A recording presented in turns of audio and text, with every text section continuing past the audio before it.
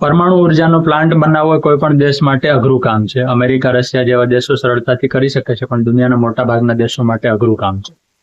એટલે ભારત રશિયાના સહયોગથી 1988 થી પરમાણુ ઉર્જાનો ઉપયોગ કરે છે, ઉત્પાદન કરે છે, અને મોટે ભાગે ઉર્જા તરીકે, પરમાણુ બોમ્બ બનાવવા માટે નહીં.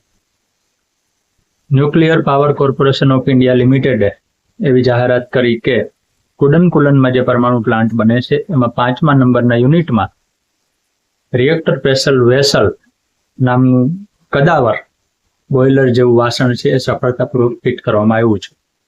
ભારતના પરમાણુ ઉર્જા પ્લાન્ટ બાંધકામમાં અને પરમાણુ ઉર્જાની દિશામાં જે આગેકૂચ ચાલે છે એમાં મહત્વની સિદ્ધિ છે.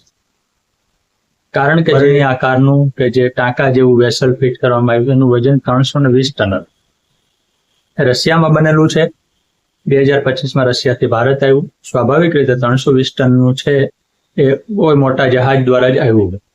એટલે ભારત આવ્યું, પછી પ્લાન્ટ સુધી પહોંચાડવાનું, પછી જાતના ટેસ્ટિંગ થયા, અને પછી એને ક્રેન દ્વારા ટોપ ઉપરથી ફિટ કરવામાં આવ્યું, જે પણ એક નવા પ્રકારની પદ્ધતિ છે. કારણ કે સામાન્ય રીતે બાંધકામ થતું જાય અને આસપાસમાં પ્લાન્ટ બનતો જાય, પણ આમાં એવું નક્કી કર્યું હતું કે આપણે ઉપરથી એને ટેબલ ટોપ મેથડથી ફિટ કરીશું, જે પણ ભારત માટે નવી વાત હતી.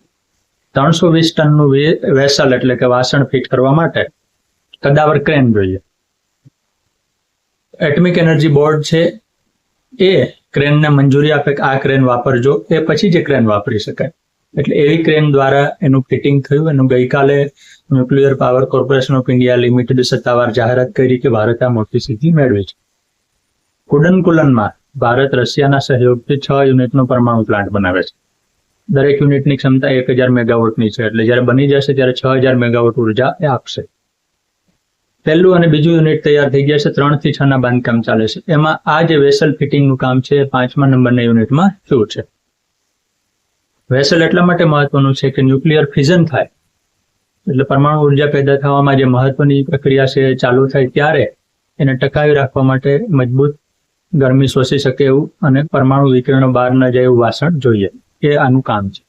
એટલે કોઈ પણ પરમાણુ પ્લાન્ટ હોય દુનિયાના કોઈ પણ દેશમાં રિએક્ટર પ્રેશર વેસલ એ સૌથી મહત્વનો ભાગ ગણાય છે, એનું હાર્દ પણ ગણાય છે. તો ભારતે કુડનકુલમના જે 6 યુનિટ છે એમાં 5મા નંબરના યુનિટમાં એનું હાર્દ ફિટ કરી અને એને ધમધમતું કરવાની દિશામાં એક મોટી સિદ્ધિ મેળવી છે.